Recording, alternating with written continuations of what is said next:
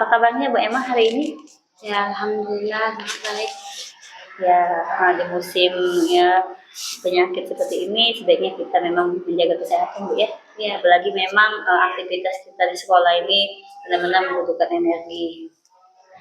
Baik Bu, kita kan nanti akan mengadakan observasi kelas. Nah, jadi sebelum mengadakan observasi kita berdiskusi dulu sebelum observasi ya, istilahnya itu pra-observasi lah gitu. Nah, tujuan dari pra-observasi ini adalah untuk melihat sejauh mana kira-kira persiapan Ibu nanti saat mengajar di kelas, dan juga mungkin ada yang Ibu butuhkan, misalnya syarat atau bantuan dari saya sebelum mengajar di kelas. Nah, bisa kita diskusikan di sini gitu. Dan tujuan dari observasi ini bukan untuk mencari yang namanya baik buruk gitu atau salah benar kita dalam mengajar, karena kan semua guru mempunyai strategi tersendiri untuk mengajar. Nah, jadi otomatis kita di sini tujuan dari observasi ini adalah untuk mencari kira-kira apa yang sudah baik kita lakukan dan apa yang belum kita laksanakan. Nah, jadi nanti dari situ bisa kita evaluasi dan dicari bagaimana tindak lanjutnya, solusinya seperti apa. Itu Bu ya. Iya. Baik, yang pertama saya ingin menanyakan dulu, nanti tujuan pembelajaran di kelas itu apa Bu? Materinya pada materi apa? Oh, materinya yang akan saya bahas itu di bab 2. Bab 2 itu membahas tentang 4 cabang iman. 4 cabang iman itu yang berisi tentang yang pertama memenuhi janji, yang kedua mensyukuri nikmat, yang ketiga memelihara lisan, dan yang keempat itu menutupi aib orang lain. Nah, tujuan pembelajaran yang akan saya sampaikan itu siswa dapat menganalisis cabang iman.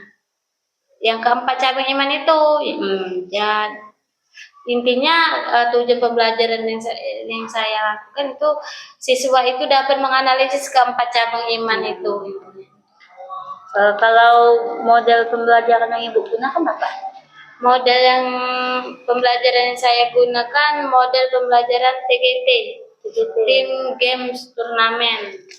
Di situ saya di model pembelajaran TGT itu yang pertama saya menyajikan informasi pembelajaran, terus yang kedua saya mengamati materi ajar yang sudah diberikan guru, siswa mengamati materi pembelajaran yang saya berikan, terus yang ketiga guru dan siswa melakukan tanya jawab apa informasi yang anak-anak dapatkan setelah mengamati video. Atau saya menggunakan PPT Bu. Jadi setelah mereka mengamati PPT, saya menanyakan apa sih informasi yang mereka dapat setelah mengamati PPT. Yang keempat itu menggunakan guru menyampaikan informasi tentang materi. Saya menyampaikan dengan ceramah. Saya menyampaikan materi keempat cabang iman ini dengan menggunakan ceramah. Terus setelah saya sampaikan dengan ceramah, saya bentuk tim untuk games. Saya buat tim untuk melakukan games. Bagaimana di situ saya bisa mengukur tingkat pemahaman siswa itu sebatas mana. Ya, berarti ada kolaborasi siswa juga Bu ya? Iya. Oke, jadi itu tadi adalah rancangan pembelajarannya yang Ibu gunakan. Model pembelajarannya itu berarti berbasis game ya. TGT itu ya ada sedikit ceramah, boleh kita menggunakan ceramah tetap, tapi ini biasanya yang sering kita terlupa karena keasikan menjelaskan di kelas itu biasanya lebih banyak kita gitu. Jadi jangan lupa nanti pada saat observasi kalau bisa interaktifnya itu lebih terjalin dengan siswa, jadi tidak teacher center gitu, jadi lebih berpusat ke siswa, itu lebih baik. Oke, kira-kira kita akan melakukan observasi ini di kelas mana Bu? Oh, saya akan melakukan observasi ini di kelas 11.3 pada saat jam pertama. 2 jam pembelajaran.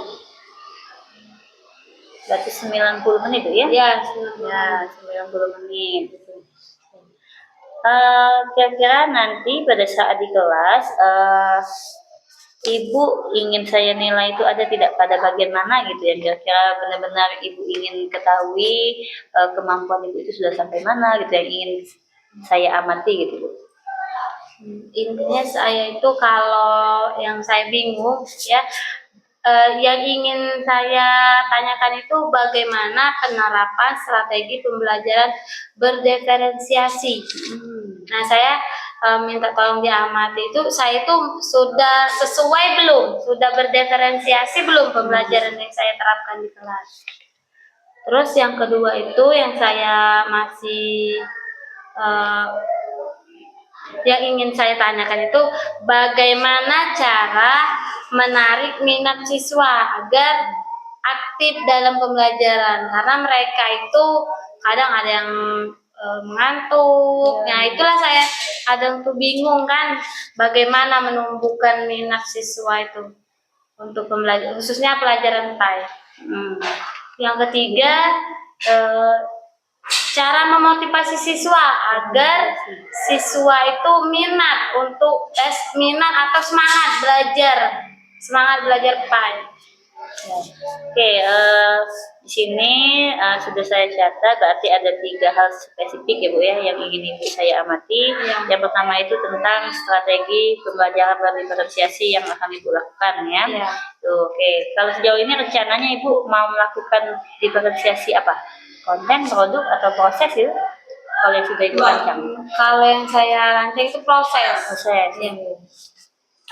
Ya, kemudian yang kedua itu pada minat belajar siswa gitu. Jadi bagaimana caranya supaya siswa itu berminat belajar, jadi bisa lebih aktif gitu ya setelah dalam pelajaran. Ya benar. Untuk masalah ini sebenarnya Ibu sudah tepat memilih adanya sistem game gitu ya. Selanjutnya juga ada kolaborasi antar siswa, berarti berkelompok ini Bu ya. Ya, berkelompok itu sebenarnya memang sudah langkah awal supaya siswa itu bisa lebih aktif bekerja gitu.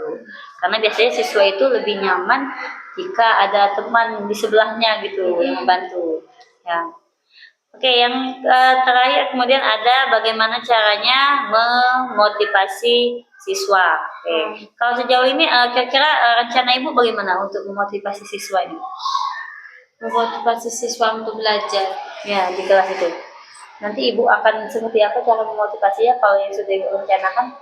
Oh, saya itu karena pelajaran PAI. Nah, jadi saya cara memotivasi siswa itu sebelum belajar itu saya tayangkan dulu kisah-kisah sahabat Nabi, kisah-kisah inspirasi yang berkaitan dengan pembelajaran. Itu biasanya saya lakukan sebelum pembelajaran.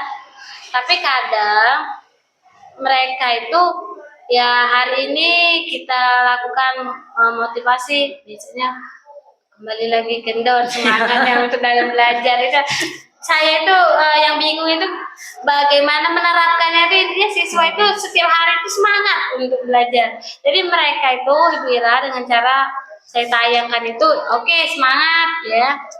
Nah, nanti kalau ceritanya tidak menarik, misalnya kisah-kisahnya itu tidak, intinya tuh kurang menarik, mereka tuh kendor semangatnya, atau saya suruh amati aja video tanpa menayangkan itu bingung, kendor lagi semangat. Oke, memang sebenarnya motivasi ini sangat perlu ya Bu ya, apalagi untuk siswa-siswa di sekolah kita ini sebenarnya banyak sudah cerdas-cerdas mereka itu, hanya saja tadi motivasi memang. Nah, apalagi sebenarnya materi Ibu ini kan tentang iman gitu. Nah, tentang iman memang ini sebenarnya materi yang menarik gitu untuk anak-anak kita. Apalagi mereka ini di kelas 11 ini dulu waktu SMP-nya ada yang lulusan pesantren gitu. Nah, otomatis sebenarnya sudah mengenal gitu. Berarti pemahaman awalnya mungkin sudah banyak ya, sudah ada. Jadi tinggal bagaimana strateginya gitu.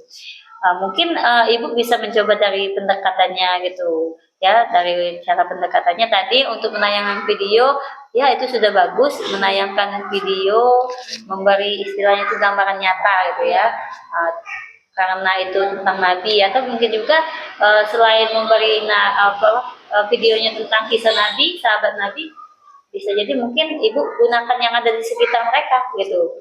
Nah mungkin di keluarga atau apa, nah mungkin itu bisa membuat mereka lebih paham gitu. Ya jadi nanti mereka akhirnya ya bisa lebih termotivasi gitu kalau melihat yang nyatanya. Kalau mau membayangkan sahabat Nabi kan mungkin mereka tidak terbayang gitu. Ya. Baik Bu, kira-kira sampai sini ada yang lagi yang mau Ibu sampaikan? Mungkin itu saja yang mas saya bingung. Ya, baik. Jadi nanti saya simpulkan dulu bahwa kita akan melakukan observasi di kelas 11.3 ya pada jam 1 dan 2 sekitar 90 menit atau 2 jam pelajaran. Kemudian yang akan menjadi penilaian tentunya selain indikator perilaku yang sudah kita pilih pada PMM gitu ya, ada tambahan lagi dari Ibu yaitu Ibu ingin diamati pada pembelajaran strategi pembelajaran pendiferensiasi, bagaimana cara meningkatkan minat dan keaktifan siswa dalam belajar dan bagaimana memotivasi agar siswa lebih semangat dalam belajar gitu. Baiklah, nanti hasil observasi ini Bu akan saya catat ya sedetail mungkin gitu. Sekali lagi kita bukan mencari salah benar atau baik buruknya Bu ya, mungkin kita mencari apa yang sudah baik dilakukan, apa yang belum, dan bagaimana nanti tindak lanjutnya. Nanti akan saya catat kemudian saya sampaikan di Ibu pada sesi pasca observasi gitu. Kira-kira kita bisa melakukan pasca observasinya kapan Bu Ibu inginnya setelah observasi? Mungkin kalau pasca observasinya kita bicarakan setelah ini aja Bu, setelah istirahat kedua. Terus kalau istirahat kedua kan kita sudah melaksanakan sholat zuhur, sudah makan siang, jadi intinya sudah lebih fresh gitu ya, tidak ada lagi yang bersemangat, tidak ada lagi pikiran. Ya kebetulan juga kita sama-sama tidak ada jam mengajar pada saat itu. Baiklah, nanti berarti pasca observasinya yaitu mungkin sekitar jam 1 ya, sekitar jam 1 setelah sholat zuhur ya. Nah, jadi Ibu bisa punya kesempatan untuk sholat dan makan siang. Baik Bu, jika tidak ada lagi yang ditanyakan, mungkin hanya itu. Semangat, semoga nanti berjalan dengan lancar Bu ya. amin. Ya, terima kasih Bu Emma.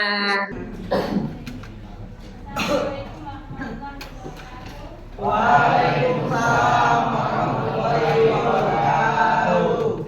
Untuk memulai pembelajaran pada hari ini, setelah belajar untuk berdoa terlebih dahulu ya. Ketua kelas silakan memimpin. Siap. Berdoa dimulai. Bismillahirrahmanirrahim.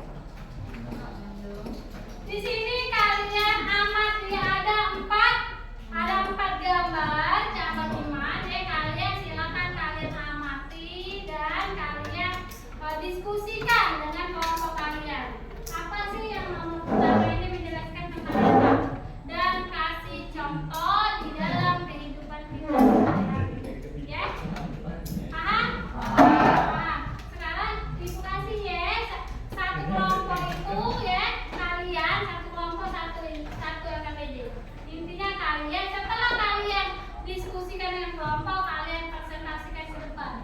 Ya, apa sih gambar pertama, penjelasan apa, gambar kedua, penjelasan apa. Intinya kalian diskusikan, setelah didiskusikan kalian presentasikan ke depan. Oke? Paham? Nah, untuk kelompok 5, karena kelompok 5 belum memahami ya, gak usah dikasih contoh. Maksudnya kelompok 5 pahami saja, amati saja apa yang ada di 4 gambar ini dan jelaskan apa yang kalian amati. Gambar apa yang kalian amati, ya? Itu khusus kelompok 5. Oke? Paham ya? Kami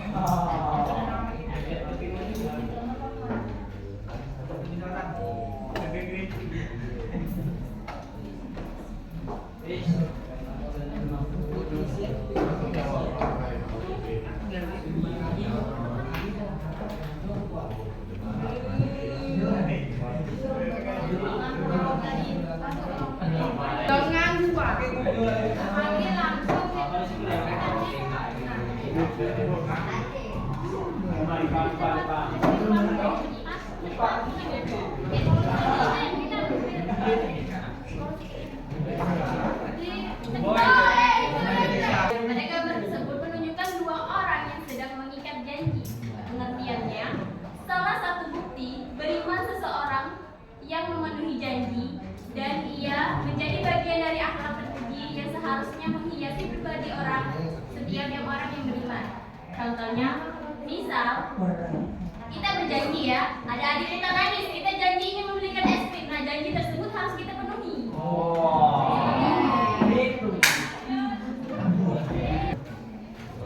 Nah, jadi intinya kesimpulan materi pada hari ini ya, intinya kita sebagai orang yang beriman, sebagai makhluk hidup, sebagai manusia itu kita dianjurkan untuk senantiasa selalu yang pertama memenuhi janji, yang kedua mensyukuri nikmat yang diberikan oleh Allah, yang ketiga selalu menjaga lisan, ya, yang keempat menutupi aib orang lain. Kalau kalian sudah menjalankan apa yang diperintahkan oleh Allah, keempat cabut iman ini, kalian termasuk orang yang beriman. Nah, apa yang kalian dapatkan setelah pelajaran ini berakhir? Nah, mendapatkan hikmah. Hikmah apa yang didapatkan? Mengetahui semua itu. Mengetahui siapa lagi? Iman. Ada berapa? Yang pertama memenuhi janji. Yang kedua memenuhi nikmat. Yang ketiga yang keempat menutupi aib orang lain. Nah, jadi yang kalian pelajari hari ini ada 4 cabang iman. Ya, paham? Nah, mungkin itu saja yang Ibu sampaikan pada pelajaran hari ini ya. Nah, semoga apa yang kita pelajari hari ini ya bermanfaat baik untuk kita semua. Intinya apa yang kita pelajari hari ini semoga menjadi berkah dan bermanfaat untuk kalian. Ibu akhiri, wassalamualaikum warahmatullahi wabarakatuh.